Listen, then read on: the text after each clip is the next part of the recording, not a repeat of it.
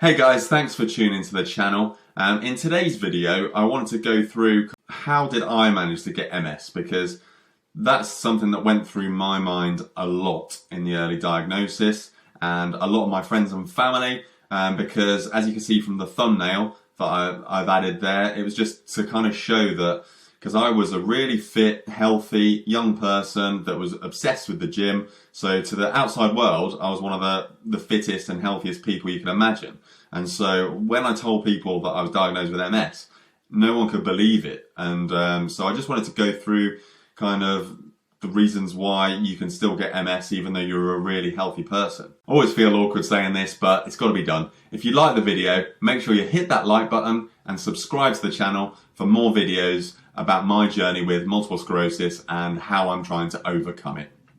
I used to like seeing you in town. Now it's strange when you're not around. I used to like seeing you in town. Now it's strange when you're not around. So yes, when I was first having symptoms of MS and I'd kind of convinced myself, rightly, that I had MS, and I was telling people, telling my friends and family, you know, that I've got this symptom or whatever and that I think it might be MS. Everyone's like, oh, don't be silly. Like, how could you have MS? Because, you know, as I mentioned earlier on, I was really into the gym and fitness, so I was always monitoring my health closely. I was eating pretty healthy, although now I know that I was eating a lot of foods that aren't very good for MS. But to the outside world, I was one of the healthiest people. I had no other health issues. And so it seemed incomprehensible that I could get a chronic illness like that. I just wanted to make this video just to explain that, you know, MS doesn't discriminate. It is pretty much a lottery if you get this disease. There are certain factors that can increase your risk. So it's quite well known that the further you live from the equator, the more likely you are to develop MS, because that's all linked to vitamin D levels. Then secondly, if you live in a developed country, like here in the UK or the United States or Canada, Australia, places like that, you are also much more likely to develop MS or other autoimmune conditions. A lot of the theory behind this is that we eat a Western diet with a lot of processed foods, and so that's one thing that I'm trying to cut out as I go on the best bet diet. And then of course there's a massive genetic factor, so you've got to have the genetic susceptibility to MS to be able to have it.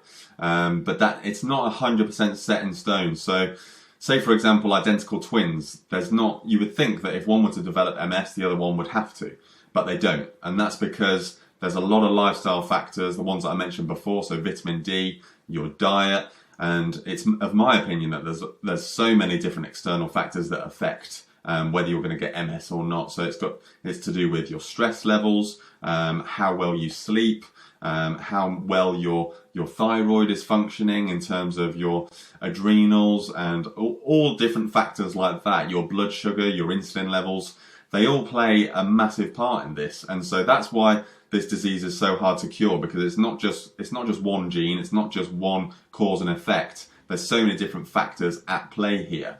But at the end of the day, all of those different things have to line up, and you've got to have the genetic susceptibility to MS in order to get it, which at the end of the day is pretty much just bad luck for you to get it. You know, I am here in the UK, I think it's about 1 in every 1,000 people that get MS, and so I'm just unfortunate to be one of those 1,000 people. Like I said before, it really doesn't discriminate, and anyone can get MS, and it's just about how you take that and how you take that diagnosis and change your life for the better because of it. Because I heard something that was like, if you have a negative thing that impacts your life, if you don't turn it into a positive, then no good can come out from it. If you don't try and turn it into a positive, it's only going to be negative.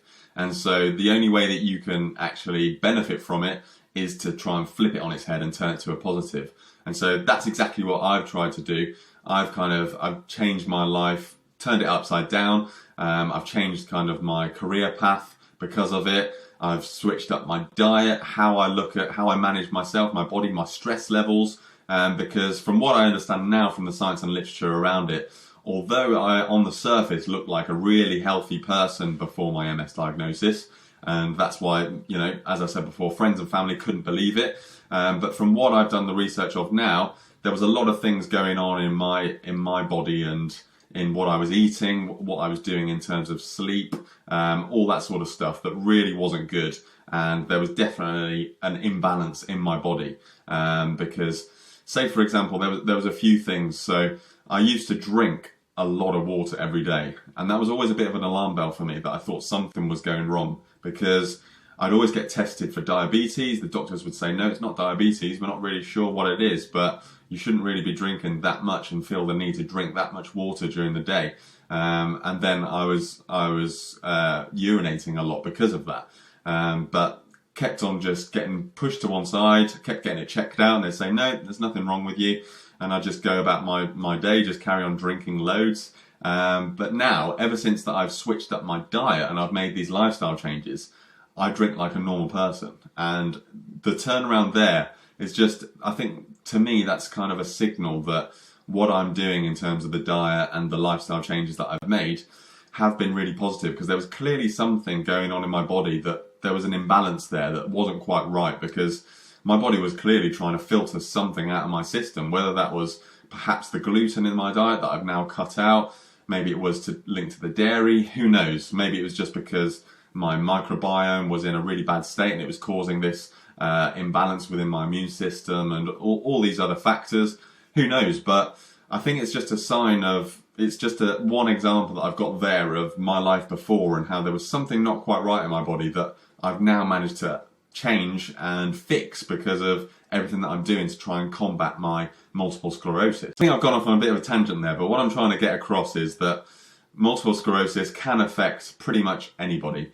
There's an element of genetic susceptibility, and then there's lifestyle factors that can contribute towards getting MS, but at the end of the day, it's just a slice of bad luck. And then from there, it's what you do with that bad luck to turn it into good luck. Because I like to think of it that in a couple of years' time, I'm going to be fortunate for my diagnosis of MS, because I'm going to look back and say, wow, I really managed to turn my life around. I did this, I did that, and all these different factors that make me the person that I'm going to be in 2 years' time, that hopefully I will look back and think, I'm glad that I got diagnosed with MS, because I managed to flip it into a positive, and now here I am, and I wouldn't be the person that I am now if it weren't for MS. And so that's kind of the message that I want to get across, because I think that's really vital for anyone with any kind of diagnosis, whether it's MS or whether it's something else. You've got to turn it into a positive in whatever way you can. Just keep pushing, keep working on it, do whatever you can, and just maybe see it as a wake-up call, because that's another thing that it's affected for me, is that it kind of makes you realise that life is sort of precious, because up until the age of 27, I just always assumed I was going to be a really healthy person all my life, kind of took it for granted really, whereas this has all hit me, and all of a sudden life just seems like, yeah, you really can't take it for granted, because who knows what's going to happen in 10 years' time. You know, when I was first struggling with this diagnosis back in January, I was thinking, Jesus, in 5 years' time I could be potentially in a wheelchair, which would be, you know, that was something that I'd never ever considered up until that point in my life. And so having those revelations and those realizations really does put everything into perspective, and makes you realize that life is short and that you do have to make the most of every moment. Yes, I'm doing everything that I can to stay healthy, but I'm also trying to do everything that I can to enjoy life whilst I'm here. And like I say, turning this massive negative into a positive, and really growing from it and learning from it as well. So I'm sure if you're watching this channel, the chances are that you've probably got MS like me, or potentially you've got some of the symptoms and you're trying to work out whether you have or not got MS. And so I think what I just wanted to get out there was just to say really that it is just pretty much a slice of bad luck if you do get MS. There are certain risk factors that contribute to it, but there's stuff that you only really know in hindsight. Like, for example, now, I know now that had I taken vitamin D supplements all my life, I probably wouldn't have MS now. There's a good chance I still could actually, but the chances are that I probably wouldn't have done, or if I'd supplemented with fish oils, and you know, there's various different factors, but at the end of the day, I am where I am because of how I've lived my life up until this point, and all that I've got to do is turn that slice of bad luck into a slice of good luck, and really try and turn my life around for the better. And that's kind of what I'm imploring all of you to do watching this video. So please do try and take these words on board. I like to think that they can have a positive impact on you and make you feel a bit better about your diagnosis, that, yep, we're all in the same boat together, but we've just got to do everything we can to combat it and live our lives to the fullest from here.